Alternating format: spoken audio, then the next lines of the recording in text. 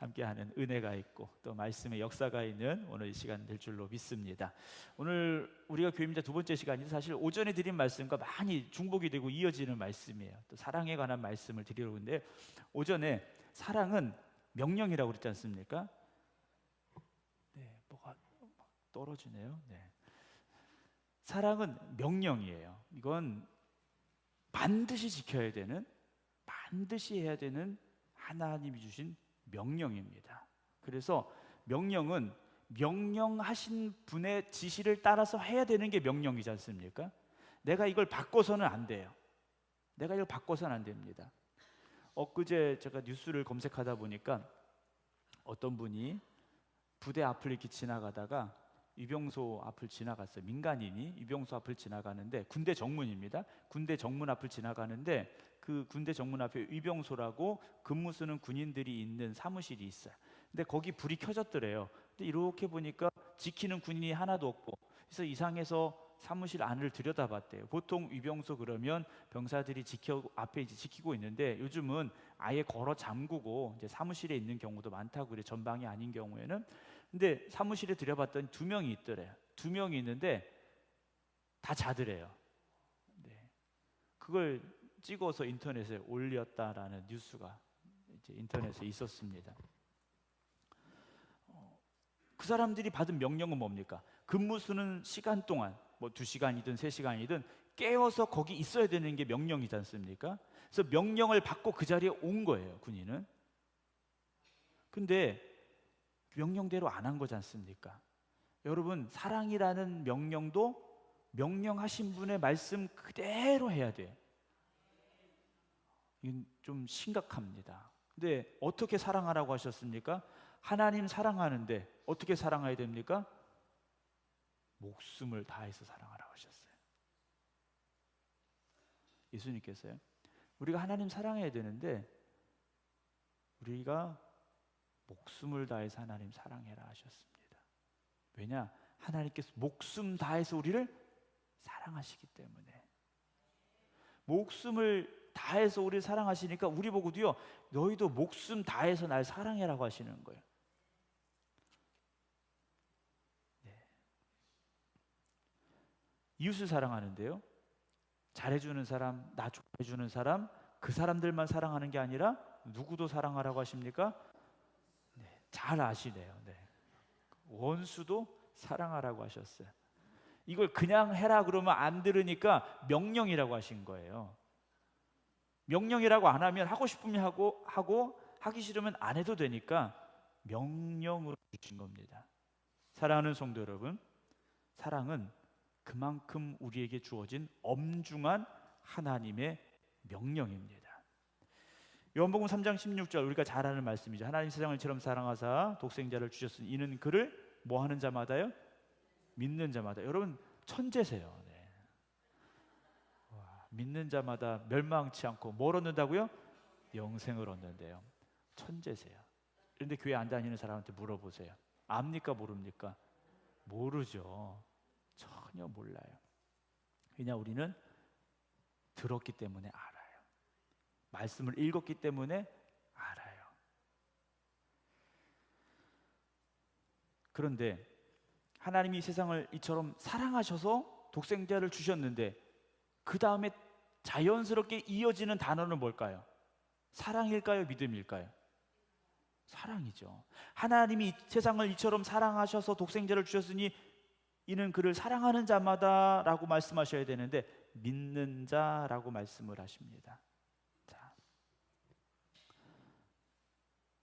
사랑과 믿음에 대한 말씀이 오늘 나와 있는데요, 하나님께서 우리에게 믿으라고 하십니까? 사랑하라고 하십니까? 믿으라고 하셨어요. 그를 믿는 자마다 라고 말씀하셨습니다. 하나님께서 우리에게 사랑을 먼저 요구하신 것이 아니라 믿음을 요구하셨어요. 자, 오전에 아브라함의 말씀을 드렸지 않습니까? 아브라함에 대한 이야기를 드렸어요. 아브라함이 이삭을 번제로 드렸어요. 그래서 아브라함을 하나님께서 우리의 무슨 조상으로 세우셨습니까?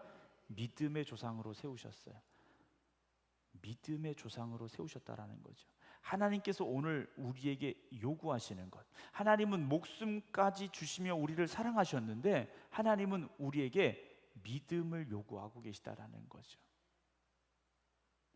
주님께서 물론 우리가 하나님 사랑하는데 목숨 다해야 된다 하셨습니다만 하나님이 우리에게 요구하시는 건요, 믿음이라는 거죠.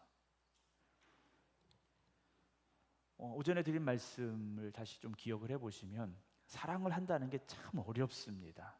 그렇죠? 사랑을 한다는 게 참 어려워요. 그런데 그 사랑을 쉽게 하려면, 좋은 관계가 되면 사랑은 쉽습니다. 원수도 사랑하라고 하셨는데 원수를 사랑하는 건 어렵잖아요. 그런데 내가 좋아하는 사람 사랑하는 건 쉬워요. 원수 사랑하는 것보다 쉬워요. 그렇지 않습니까? 그것도 어려우신가요? 네. 좀 쉬우셔야 되는데 그거는. 그런데 관계가 좋아지면 사랑하는 건 훨씬 쉬워집니다. 그런데 그 관계라는 게 좋아지려면 어떻게 해야 되느냐? 기대하는 게 없으면 됩니다. 바라는 게 없으면 관계가 나빠질 리가 없어요.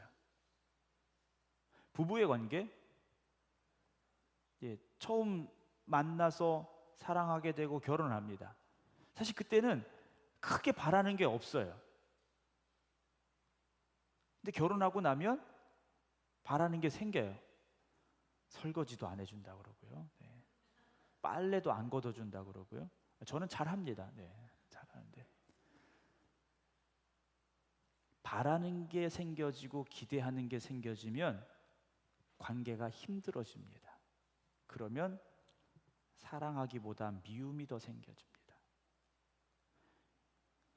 하나님께서는 오늘 우리에게 사랑하라는 요구보다 믿으라는 말씀을 먼저 하셨어요. 여러분 나가서 이제 전도하시잖아요. 전도하실 때 뭐라고 전도하시겠어요?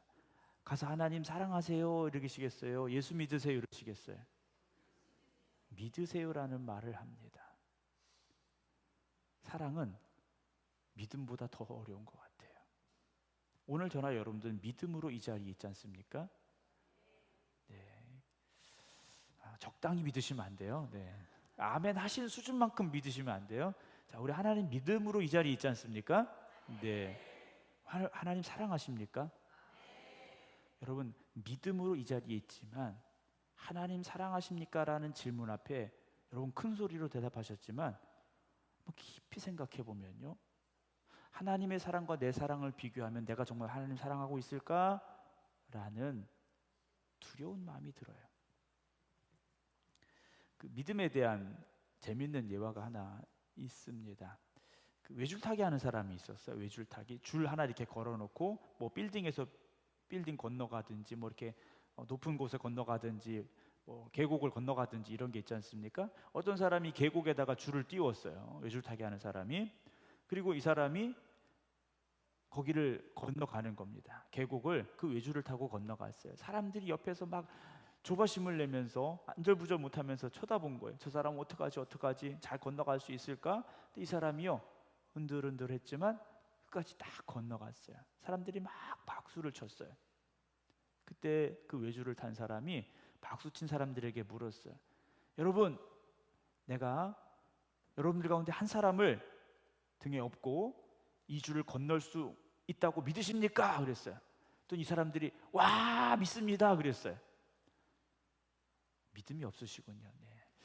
막 믿는다고 박수를 쳤어요. 그랬더니 이 외줄 타기 했던 사람이 자 그러면 박수친 여러분들 중에 믿는다고 한 여러분 중에 한 명만 나오세요 그랬어요. 나왔을까요? 안 나왔을까요? 아무도 안 나왔어요. 여러분 우리가 하나님 믿습니다, 예수님 사랑합니다 라고 말했지만 이건 구호에 그쳐서는 안 된다라는 거죠. 나의 어떤 의지적인 결단만 있다고 되는 게 아니라는 거예요. 지식적인 동의만 있어서도 되는 게 아니라는 거예요. 우리가 머릿속으로는 얼마든지 다 할 수 있어요. 여러분 여기서 머릿속으로요 어디든지 갈 수 있고 뭐든지 다 할 수 있어요. 근데 그게 실제 행동으로 드러날 수 있어야 되는데 우리는 머릿속으로만 생각한 걸 가지고 그게 내 믿음이라고 생각하고, 머릿속으로만 결정되어지고 행한 걸 가지고 내가 하나님을 사랑하는데 이만큼 사랑합니다라고 착각하는 경우가 많다라는 거예요.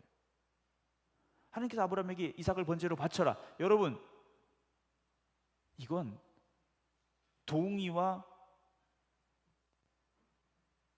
그 다음에 뭐가 필요합니까? 행동이 필요하지 않습니까?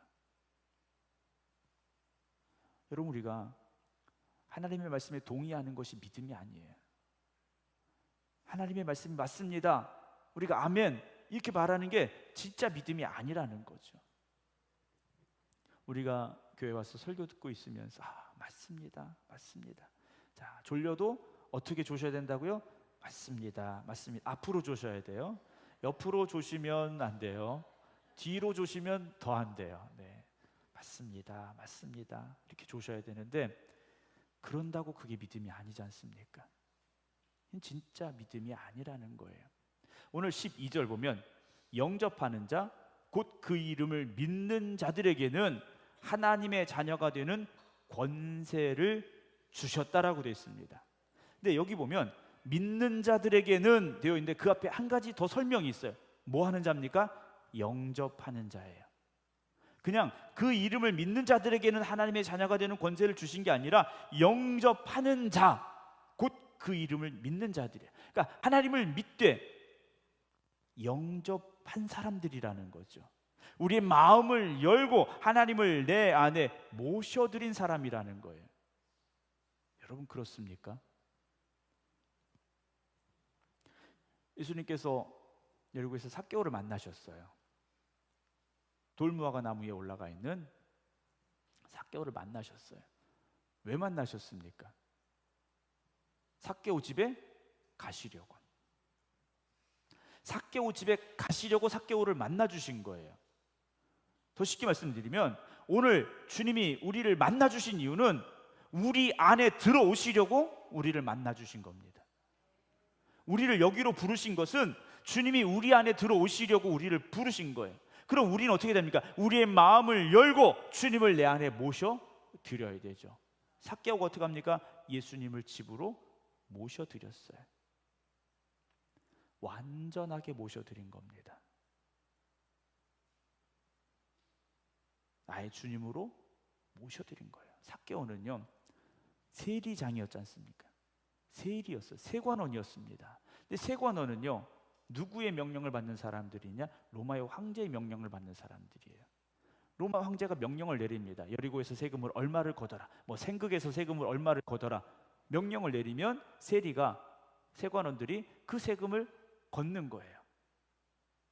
걷어서 로마의 황제에게 바치는 겁니다.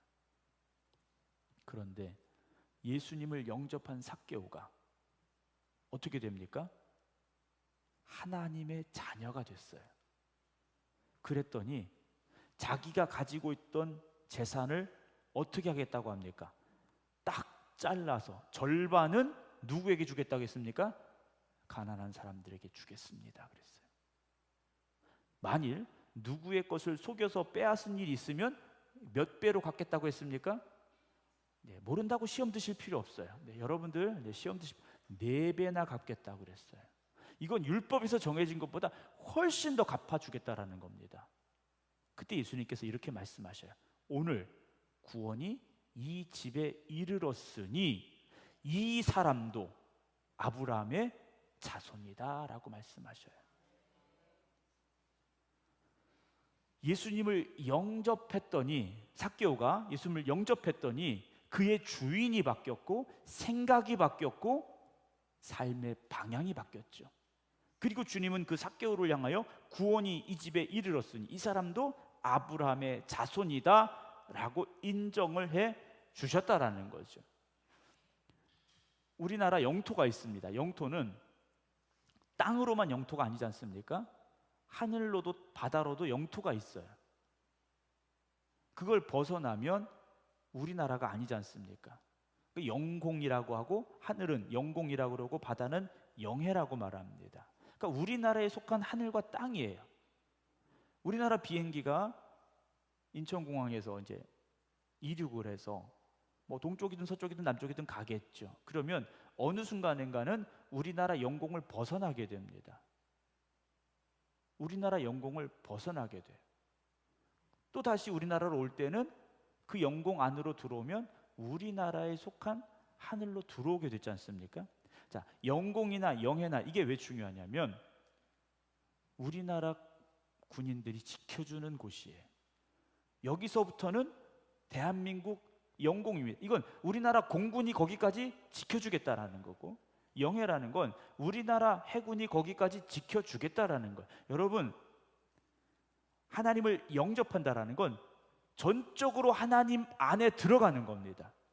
하나님 안에 들어간다라는 건 하나님이 우리의 보호자가 되시고 우리의 능력이 되신다라는 고백이에요. 하나님께서 나의 모든 것들을 책임져 주신다라는 그 고백이 그 안에 담겨져 있다라는 거죠.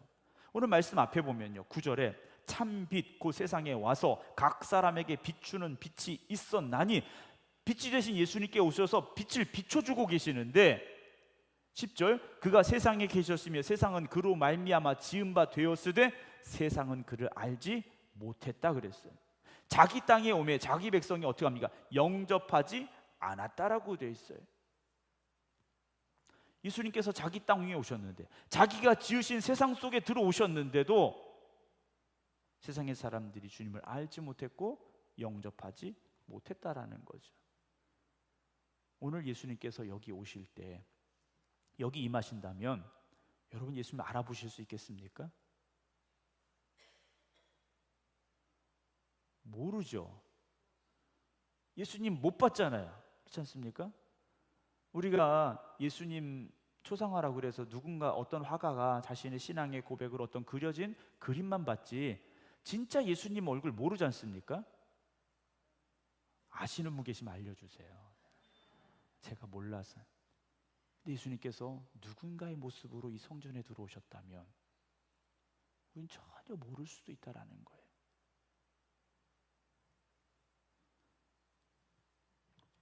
자기 교회에 오셨는데 우리가 모르는 거예요. 예수님께서 삭개오의 집에 들어가셨고 삭개오는 예수님을 영접했지 않습니까? 그런데 삭개오가 예수님을 영접하기 전에 이미 주님께서 삭개오를 품어 안으셨지 않습니까? 모든 사람들이 손가락질했어요. 세리라고 죄인이라고. 그런데 예수님 먼저 삭개오를 품어 안아주신 겁니다. 여러분, 저와 여러분들이 그런 사람들이에요. 우리가 의롭고 대단하고 완벽해서 하나님께서 야, 넌 예수 믿어야지, 너 같은 사람이 예수 안 믿으면 어떡하냐, 이래서 우리를 부르신 게 아니에요.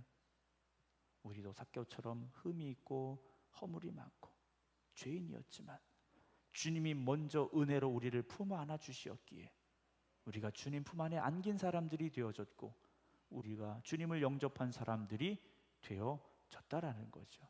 그래서 삭개오에게 야, 넌 이제 아브라함의 자손이다 라고 말씀하신 거예요. 아브라함의 자손이라는 것 곧 무엇입니까? 하나님 나라 백성이 됐다라는 거죠. 구원이 이 집에 이르렀다고 말씀하셨어요. 이제는 구원받은 사람이라는 겁니다. 오늘 여러분 그냥 오후 시간에 여기 앉아 있는 것이 아니라 주님 품 안에 우리가 안겨 있습니다. 내가 주님 안에 거합니다. 주님 나와 함께 하여 주시는 줄로 믿습니다. 그런 고백이 있길 주님의 이름으로 축원합니다. 요한복음 15장 5절 보면요, 나는 포도나무요 너희는 뭐라고 그러십니까? 가지라. 그가 내 안에 내가 그 안에 거하면, 이게 뭡니까? 우리가 하나님 영접하면, 우리가 예수님 영접하면 그 사람은 어떻습니까? 열매를 많이 맺나니 나를 떠나서는 너희가 아무것도 할 수 없다라고 말씀하셔요. 우리가 주님을 영접했을 때 그런 역사가 나타난다라는 거죠. 하나님의 나라는 어디에 임하겠습니까? 오늘 여러분들의 마음에 임해야 됩니다. 하나님의 나라가 파랑새처럼, 행복을 주는 파랑새처럼 저 멀리 있는 게 아니에요. 오늘 여러분들의 마음속에 그 나라가 임하는 축복이 있기를 주님의 이름으로 축원합니다. 언제 임합니까? 예수 그리스도를 믿는 순간, 그리고 주님을 영접하는 순간 우리가 사망의 나라에서, 멸망의 땅에서 하나님의 구원의 나라로 옮겨졌음을 믿으시기 바랍니다. 구원은 죽어서 가는 천국을 말하는 게 아닙니다. 그건 앞으로 우리에게 다가올 천국의 모습인 거고, 지금 이 순간 여러분 그 천국을 누리며 살아가셔야 돼요. 천국을 누리는 사람은 어떤 사람입니까? 죄에서 자유함을 얻은 사람들이고, 힘들고 어려운 세상에 살지만 기쁨과 감사함이 있는 사람이 천국의 사람들이라는 것을 기억하셔야 됩니다. 오늘 여러분들은 우리가 주민등록증이라는 게 있고 여권이라는 게 있지 않습니까? 우리나라에 속한 대한민국 국민이라는 걸 주민등록증이나 여권으로 증명을 해요. 여러분, 우리가 천국 백성이라는 걸 뭘로 증명할 수 있겠습니까? 무엇으로 증명할 수 있겠습니까? 천국의 삶을 살고 있는 여러분들의 모습이 증거가 되시길 주님의 이름으로 축원합니다. 내가 구원받았는데, 내가 하나님의 몸된 교회를 다니고 있는데 구원받지 못한 사람처럼, 세상의 사람처럼 그렇게 살아서는 안 된다라는 거죠. 오늘 여러분들은 그 구원의 확신이 있어야 되고요, 그 기쁨이 우리에게 있어야 됩니다. 이 땅의 삶이 끝나면 주님 품에 안긴다라는 것 우리 다 알고 있지 않습니까? 그런데 그때 안기는 것이 아니라 지금부터 안겨서 가셔야 돼요. 지금부터 안겨서 가셔야 됩니다. 제가 교회에서는 목사지만 이제 집에 가면 집사라고 말씀드렸잖아요. 저희 집에 하얀 고양이가 한 마리 있는데요, 저희 네 식구가 있는데 밖에서 나갔다가 들어갔을 때 자다가 깨서 뛰어나오는 녀석인데요, 오직 제가 들어갔을 때만 그렇습니다. 저만을 집사로 인정을 했어요. 제가 가야 뭐 이렇게 주고 안아주고 하니까 제가 가면 자다가도 야옹야옹 거리면서 나오는데, 일단 안아줘야 됩니다. 들어가면 가서 안아줘야 돼요. 그러면 얘가 아주 편안하게 안겨가지고 있습니다. 여러분, 오늘 우리가 주님 품 안에 안겨있는 평안함을 누리고 있습니까? 여러분, 이 교회가 주님 품 안에 안겨있는 평안함이 있고 그 기쁨이 있고 감사함이 있는 교회가 되기를 주님의 이름으로 축원합니다. 제가 목사로서 정말 걱정하고 염려하고 하는 것이 뭐냐면, 교회가 다툼이 있고 문제가 있고 미움이 있고 이래서는 안 된다라는 거죠. 지난번에 말씀을 드렸잖아요. 교회 가서 상처받았다. 여러분, 이것보다 두렵고 무서운 말이 어디 있습니까?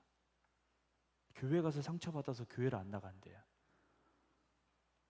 우리 생극교회가 지금도 그렇지 않지만 앞으로도 절대 그런 말, 야 그런 말이 도대체 뭐야? 라고 말할 수 있는 교회 되길 주님의 이름으로 축원합니다. 자, 계란이 먼저인가요? 닭이 먼저인가요? 뭐가 먼저죠?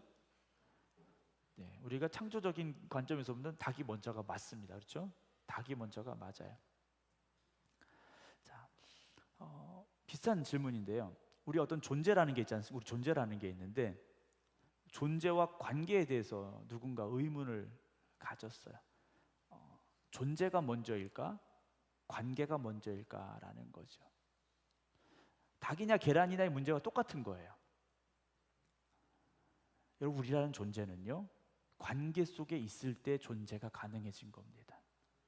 하나님과 나와의 관계 속에서 우리 존재가 인정받는 거고요, 여러분과 저와의 관계 속에서 제가 목사로 인정을 받는 거지 않습니까?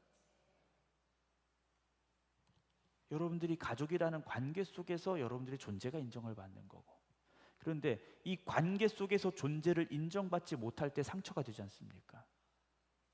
여러분, 우리는 이 교회라는 공동체 안에서 하나님과의 관계 속에서, 성도와 성도의 관계 속에서 우리의 존재가 인정받아야 되고 존중받아야 되고 사랑받아야 됩니다. 그럴 때 교회라는 이 공동체가 교회로서의 사명을 다하는 자리가 될 수 있다라는 거죠.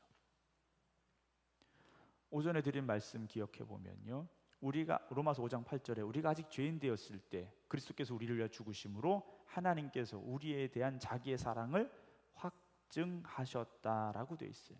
우리는 죄라는 것은요, 그냥 죄를 지었어 이게 아니라 하나님과 원수된 관계입니다.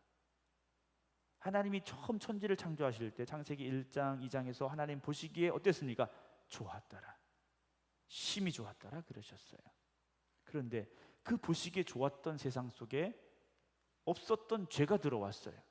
죄가 들어왔을 때 하나님과의 관계가 깨지고, 아내와 남편의 관계가 깨지고, 형제와 형제의 관계가 깨지고, 부모와 자식의 관계가 깨지고, 이웃과의 관계가 깨지고, 성경은 우리에게 그런 모습들을 알려주고 있다는 거죠. 하나님과 우리가 원수가 된 겁니다. 우리의 죄 때문에 하나님과의 원수가 된 거예요. 그런데 하나님께서 그 관계를 회복시키시려고 예수 그리스도를 십자가의 대속제물로 내주셨지 않습니까? 그래서 우리를 죄에서 뭐 하십니까? 속량하신 거예요. 대속과 속량이라는 개념이 나옵니다. 이 말은요, 우리가 죄의 종이었다라는 거예요. 정말 죄에 붙잡힌 죄의 종이었는데, 이 말은 뭡니까? 죄가 시키는 대로 할 수밖에 없었다라는 거예요. 죄가 우리를 이끌어가는 대로 그냥 끌려가는 거예요. 그런데 그런 우리를 예수 그리스도 십자가의 보혈로 대속하여 주셔서, 즉 우리 대신 값을 치러 주신 거예요. 예수님께서 우리를 죄에서 사오시려고 그 값이 되셨다라는 게 대속이지 않습니까? 그래서 하나님께서 우리를 다시 하나님의 자녀로 세워주셨고, 하나님과 우리 사이 관계를 회복시켜 주신 거예요. 그것이 무엇이라는 겁니까? 사랑이라는 거죠. 하나님의 사랑이라는 거예요.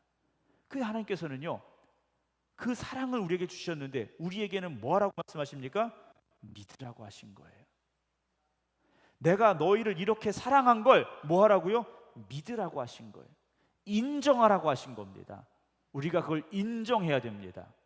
내가 의로운 것이 아니라 나는 죄인이었는데 하나님의 그 사랑이 우리를 하나님의 자녀의 자리로 다시 부르셨습니다라고 인정하라는 거죠. 그때 우리가 하나님과의 관계 속에 다시 들어갈 수가 있는 겁니다.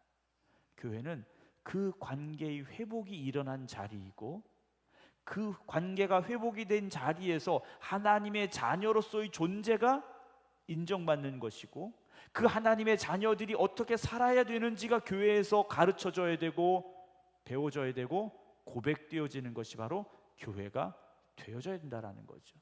그래서 교회는요, 그런 아름다운 역사가 계속 일어나야 됩니다. 계속 일어나야 돼요. 예전에는 아이들을 이렇게 많이 낳으셨지 않습니까? 많이 낳았어요. 저희 어머니도 9남매, 저희 아버지도 6남매 많이 낳았어요. 많이 나면요, 엄마 아빠가 애들을 다 키울 수가 없지 않습니까? 누가 키웁니까? 예. 큰애가 둘째 키우기는 좀 그렇고, 네. 뭐 셋째, 넷째 넘어가면 키우잖아요. 그래서 저희 이제 막내 이모님이 오래전에 암으로 돌아가셨는데 저하고 9살 차이 나요. 네. 막내 이모가 저하고 9살 차이입니다. 그 차이가 많이 나잖아요. 언니 오빠들이, 형 누나들이 동생을 다 키운 거예요. 배워서 키웠을까요? 아니죠. 자연스럽게 그게 몸에 들어온 거예요. 여러분, 교회는 그런 선순환이 있어야 됩니다. 무슨 제자 교육을 받고 양육자 교육을 받고 다 좋습니다. 해야죠.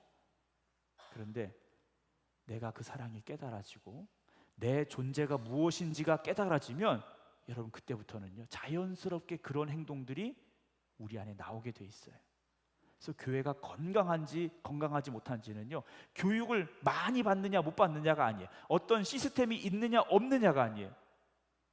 초대교회에 그런 교육이 있었고 시스템이 있었겠습니까? 하나도 없었어요. 그런데 초대교회는요, 생명의 역사가 날마다 일어났다라는 거죠. 우리 교회가 그런 아름다운 회복이 있고 아름다운 양육이 있고 아름다운 헌신이 있는 교회 되기를 주님의 이름으로 축원합니다. 스위스의 정신의학자였던 폴 뚜루티니에라는 사람이 이런 말을 했어요. 이 사람은 이제 신앙인이었는데요, 세상에서 혼자서 할 수 없는 게 딱 두 가지 있다고 그랬습니다. 첫째, 결혼. 둘째, 그리스도인으로 사는 것이라고 그랬어요. 여러분, 그리스도인으로 산다라는 건 주님과 나와의 관계 속에서 되는 것이고, 나와 이웃과의 관계 속에서 내가 그리스도인으로서의 존재를 드러낼 수 있다는 사실을 잊지 마시기 바랍니다. 교회는 여러분들이 어떠한 모습으로 살아가느냐가 우리 교회의 모습입니다. 우리 교회는 목사님이 설교를 잘해서, 우리 교회는 어떤 성가대가 잘해서, 우리 교회는 어떤 식당이 밥이 맛있어서, 여러분, 이건 교회의 본질이 아니라는 거죠. 여러분들이 어떻게 살아가느냐가 우리 교회의 모습이라는 걸 잊지 마시고, 하나님 보시기에 아름다운 우리 생극교회 되어지기를 주님의 이름으로 축원합니다. 기도하겠습니다.